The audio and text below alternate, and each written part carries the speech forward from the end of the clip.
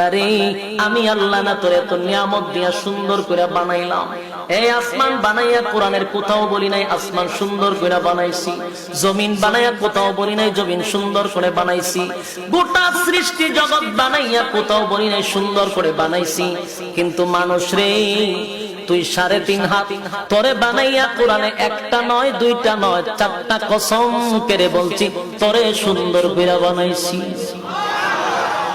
একটা দুইটা না 4টা কসম করে আল্লাহ বলছে মানুষ তোরে সুন্দর করে আমি আল্লাহ বানাইছি।